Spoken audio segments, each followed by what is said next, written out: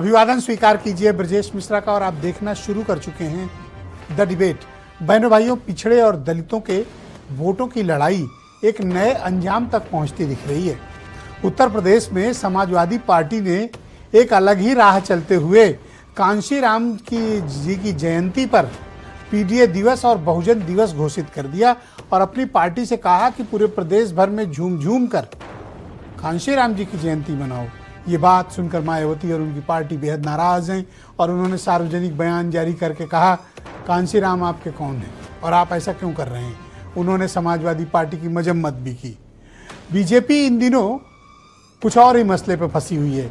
कहीं ब्राह्मणों के बीच मोर्चा खुला है, कहीं पिछड़ों के बीच खुला है, कहीं कुछ और मसले चल रहे हैं। लेकिन समाजवादी पार्टी और बीएसपी यानी बहुजन समाज पार्टी के बीच इन दिनों दलित वोटों की लड़ाई एक नए अंजाम तक पहुंच रही है। आज चर्चा इसी विषय की है। बहनों भाइयों, 15 मार्च कांशीराम जी की जयंती का दिन है।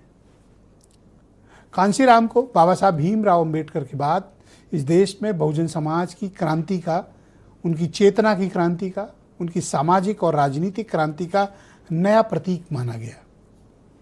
बहुजन समाज में कांशीराम जी का बहुत आदर और सम्मान है। बाबा साहब के बाद वो इस देश में दलित समाज में सबसे ज़्यादा पूजे जाने वाले एक ऐसी महापुरुष के तौर पर जाने जाते हैं जिसने समाज को एक चेतना दी। ताज़ा मसला है उनको राजनीति में खींचने का। उनको मृत्यु हुए काफ़ी अरसा बीत गया, लेकिन अब समाजवादी पार्टी ने कुछ नया ही काम किया है। सपा ने 15 मार्च के दिन के लिए ऐलान किया अपनी पार्टी में कि वो कांशीराम जी की जयंती का दिवस मनाए। उसका नाम रखा बहुजन दिवस या पीडीए दिवस। तो बहुजन समाज कांशीराम जी का और समाजवादी पार्टी का रिश्ता क्या है? एक बार जब 91 में ये रिश्ता बना था और 93 में टूटा था, उसके बाद से ये रिश्ता कांशीराम के जिंदा रहते कभी नहीं जुड़ा। उनके निधन के बहुत वर्षों के पश्चात 2019 में समाजवादी पार्टी और बीएसपी ने मिलकर चुनाव लड़ा बीजेपी के खिलाफ। लेकिन 2019 में बहुजन समाज के लोगों को उनकी दी हुई उनके हिस्से में आई सीटों पर वोट डालने का चस्का लग गया। ये बात मायावती और उनकी पार्टी को इल्हाम जरा सा भी नहीं था कि एक बार अगर वोट देने की आदत पड़ जाती है तो वो फिर आदत मुसलसल चलती रहती है। 2022 में भी यही हुआ और 24 में भी यही हुआ। बहुजन समाज पार्टी का जो कोर वोट है उसको छोड़कर अन्य बिरादरियों के वोट जो अनुसूचित जाति जनजाति समाज के हैं वो समाजवादी पार्टी की तरफ शिफ्ट होते गए। हालांकि उसकी बड़ी बेनिफिशियरी भारतीय जनता पार्टी है, लेकिन समाजवादी पार्टी को बहुत कम वोट मिला करता था। लेकिन 19 में मायावती ने इनको अपनाकर और इनके साथ अलायंस करके वो जो टैगिंग थी वो हटा दी। फिर 2024 आया जिसमें तो संविधान और आरक्षण की लड़ाई का नारा बुलंद करके समाजवादी पार्टी ने उत्तर प्रदेश के भीतर नंबर 1 पार्टी बनी। 37 मेंबर ऑफ पार्लियामेंट जीत के आए। समाजवादी पार्टी के अपने इतिहास की सबसे ज्यादा सीटें। अब बीजेपी इन दिनों दूसरे मोर्चों पर तल्लीन है। चाहे वो ब्राह्मणों का मोर्चा खुला हो, चाहे वो पिछड़ों से मोर्चा खुला हो, चाहे वो एससी समाज की लड़ाई हो, चाहे वो आंतरिक मसले हों। बीजेपी के मसले इन दिनों कुछ और चल रहे हैं, किसी और दिशा में चल रहे हैं। तो समाजवादी पार्टी ने शेड्यूल्ड कास्ट कम्युनिटी, जिसका उत्तर प्रदेश में वोटिंग परसेंटेज 20% है, 20%, उसको परमानेंट अपने में शामिल करने के लिए एक कैंपेन शुरू किया है कांशीराम जी की जयंती पर। यह साधारण राजनीतिक पहल नहीं है बहनों भाई।